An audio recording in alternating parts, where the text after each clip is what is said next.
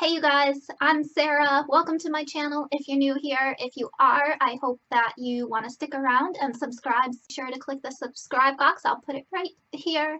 Make it super easy for you so that you guys are alerted when I put out all my new videos and you have them right there in your subscription box. And if you're already one of my subscribers, then welcome back. It is good to see you and be talking to you. It's been a long time. Let's just state the obvious here because it has. Sorry that my room is a mess. That's the background today. I chose messy. Let's get into the video for today. Whoa, okay, so now I'm dressed differently. So this is what happened. I went to edit this video and for some reason, well, it just got messed up. I don't even want to explain, but we're just gonna roll with it. I have to re-record parts of this video. If it bounces between what I just looked like and what I look like today, that's the reason. Awesome. The topic of today's video is why I was diagnosed with ulcerative colitis and why that was a wrong diagnosis. And I have been wanting to talk about this for so long, but I just never got around to it because I feel like if I wrote a blog about this, it would be like the longest thing ever. I could just never write it in the way that I'd want to say it. So I want to do a video and just kind of explain, because if you know me, if you've been a follower of mine, then you probably know that I was originally diagnosed with ulcerative colitis. Can I speak today? No. I actually have Crohn's disease. I was misdiagnosed and it's so obvious why, but I wanted to explain that. That was my phone. And just kind of go through that whole process with you guys. Let's just get into it, shall we? I was diagnosed when I was 13 or 14, but I have been going in and out of the hospital ever since I was 10 months old. From the time that I was 10 months old till the time that I was 9 years old, we never got a break from me being in the hospital every single year. The hospital that I was going to, this was a long time ago. This was like 20 or more years ago. Doctors and the world we didn't know as much about IBD as we do today. Also, the hospital that I went to was really crappy. It was just like our local hospital. My parents didn't know any better. Like, they just took me to the hospital that was closest to our house. But I mean, this is Inkster, Michigan. Look it up. That's where my hospital was. Good thing I didn't get shot because it's basically Detroit. So the hospital was really small. The pediatric where I would stay, it was just like this awful hospital ward. And they'd always put me in these metal cribs, like these cribs that were really high off the ground. Even if I was like 7, I hated it because I always had to sleep in a crib. And anyway, that's where I was put, these big metal cribs with really high bars. It was like I was in prison. Here's a picture. I don't have many pictures from back then. So that's where I was going from the time that I was 10 months old to 9 years old. So let's think about this. It's not normal for a kid to be hospitalized every single year. Like, that's not a normal thing. I was sick. Like, clearly something was wrong. I don't know what was going on. Honestly, my brain has blocked most of this out from my childhood. I have specific memories about my time in the hospital, but I don't know a lot of what was happening. And I didn't have a diagnosis. Nobody knew what was going on with me. So I grew up even more. I got a little bit of a break from going in and out of the hospital from the time that I was 9 years old until later on. But when I was 13, things just kept getting worse because my IBD wasn't ever treated or recognized. So that's when I started seeing more blood in my bowel movements and the pain was getting worse. And I'd just be knocked to my knees with this incredible pain, and the blood scared me, but I didn't want to tell anybody. So I worked so hard to not tell people, not tell my parents, until like I was convinced that I was going to die, because blood is not you shouldn't be seeing that. And I knew that, and I knew that something was wrong, but I didn't want to tell anybody. So finally I did. I told my mom. And so this is the crazy way that I was diagnosed with ulcerative colitis. It makes no sense. You guys are going to be like, the fuck? So my mom takes me to my pediatrician. A pediatrician. That's like where things should start. But we go to my pediatrician. I tell her about the blood and the pain and everything that's going on. And she says, okay, let's send you home to do these stool samples and then we'll go from there. Well, it already took me like a super long time to even work up the courage to say, Mom, blood is happening and all this stuff. So I was mortified. I was 13 and thought, like, no way am I gonna collect my poop and then give it to my mom so that she could drive it to the doctor. Whatever. Not gonna do it. So my mom and I fought for like 2 days, and finally I did it because I knew that I had to. Well, that happened, and we went back to my pediatrician's office, and this is what happened, and it makes no sense at all because, yeah. My doctor, it was just my pediatrician, without scoping me, without sending me to a GI, with nothing else. She just said, you have ulcerative colitis. That's it, like stool sample. What? That's not how you diagnose IBD. I mean, that's a start. It's a good start, but your pediatrician, like, she should have referred me to a GI, and I should have been scoped and things should have been checked out, but no, like, that's all it took. Nobody ever scoped me. Nobody ever looked at me. Just stool samples and a pediatrician saying you have ulcerative colitis, and that was it. I was put on medication. I was put on 5 ASAs and steroids. Nothing was explained to us. It was explained that I had a disease and that this wasn't going anywhere, but that wasn't even very clear to me at that age, and it wasn't clear to my mom. So I left feeling super scared. I thought that I was gonna die. I heard the word disease, but there was no follow-up plan. There was no referral to a GI. There was no explanation, or nothing was clear about, you need to be on medicine and you need to take it the rest of your life. So once I ran out of my medicine, I figured that was it. Like, I don't know. I don't need to take it anymore. There was just no follow-up care, like to see a different doctor to manage my disease or anything. So what the freaking heck? And that's how I was diagnosed. It's just crazy, right? That the best way to treat IBD is to diagnose it quick, like as fast as possible, and then to manage it so that you don't leave this active disease going on for years and years and creating this irreversible damage inside of you. The best thing you could do is get it diagnosed quick and then heal the bowel and try to manage it, put it in remission, and go on and lead a happy life if you're lucky enough. Like, that's best case scenario. Obviously, that didn't happen to me from the time I was a baby, probably, but very young, until forever. I just had this active disease going on in me, unmanaged and untreated, and screwing shit up inside of me.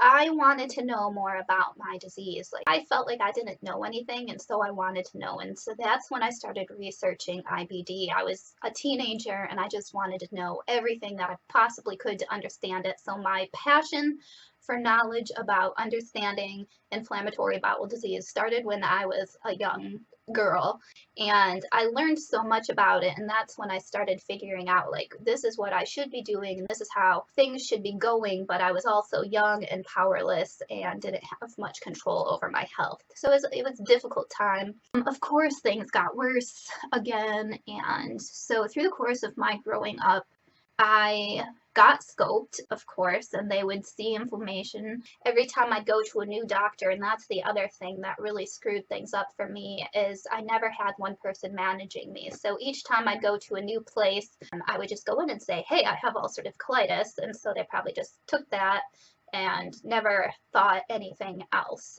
The only kind of scopes that I would get, like, they would do sigmoidoscopies, which isn't even your full colon. That's just like the lower part of your colon. It's like your rectum and like the left side of your colon.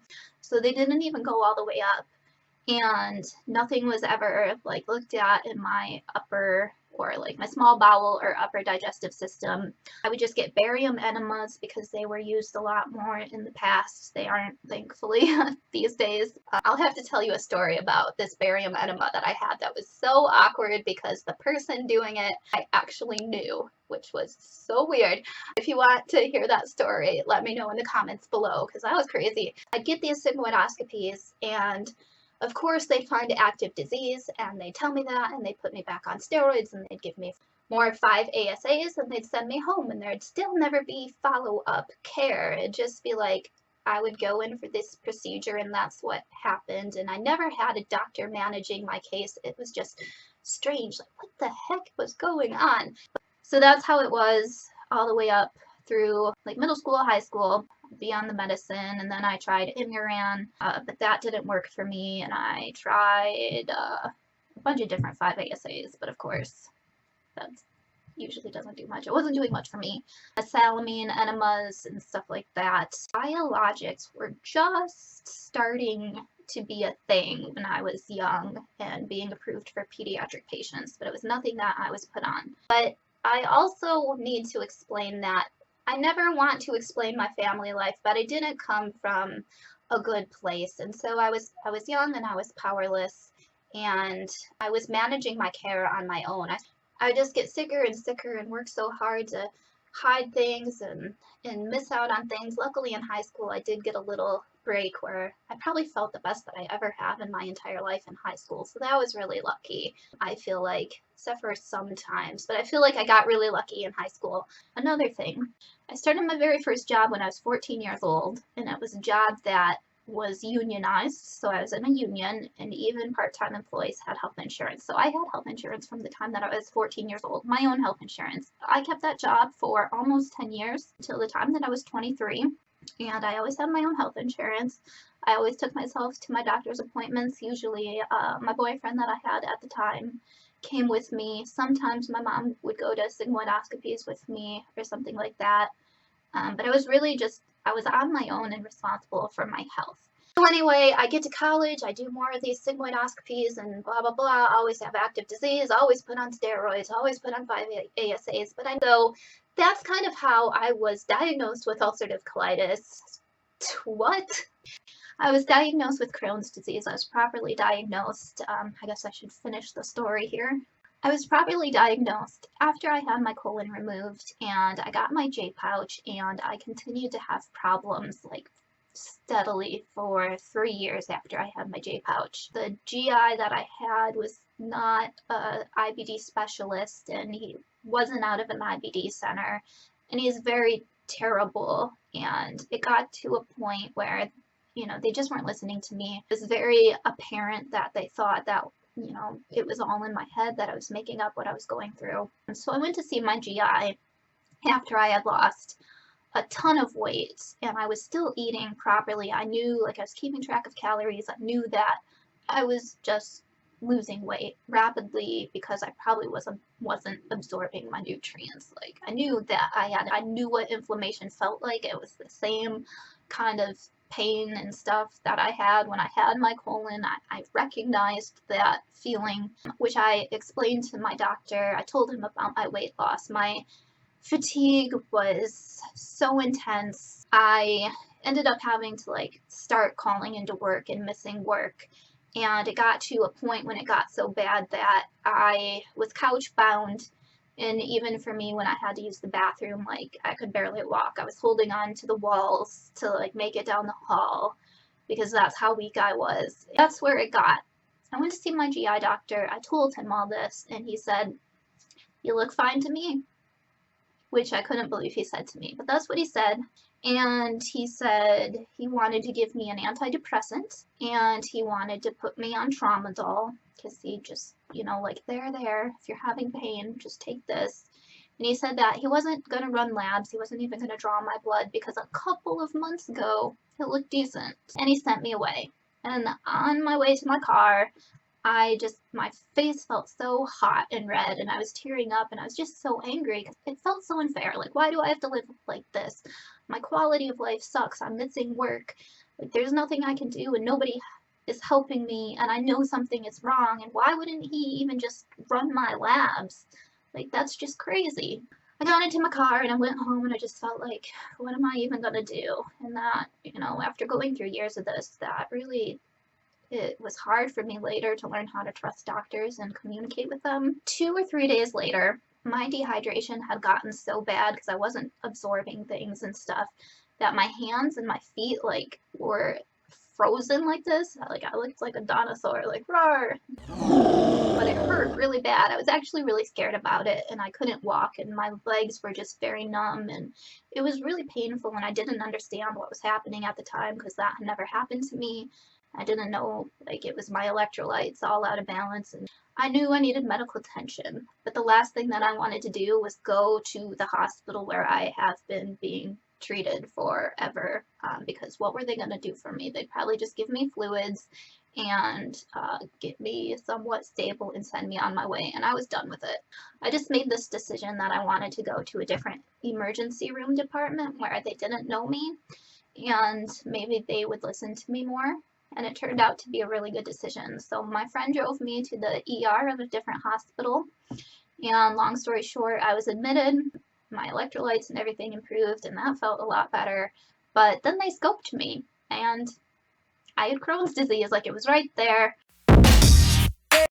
Like diffuse ulceration and bleeding and stuff all throughout my J pouch, and they scoped further up as far as they could see, like in my ileum and stuff, past my J pouch, and I had this big Crohn's exasperation. And finally, like, thank you for just listening, just doing something, just scoping me, and I had my answer. So I finally got my proper diagnosis after all those years. Okay, so crazy, right? Like that's how it was. That's how I was diagnosed. That was how my care went, and it was crazy. I've just always wanted to clear this up for you guys and kind of tell you my story, because so many people ask, like, how did you get diagnosed with Crohn's disease after you had your colon removed? And it's like, well, you know, I probably should have always been properly diagnosed, but it's just such a long and complicated story, and there's more to it than I even said today, so there you go.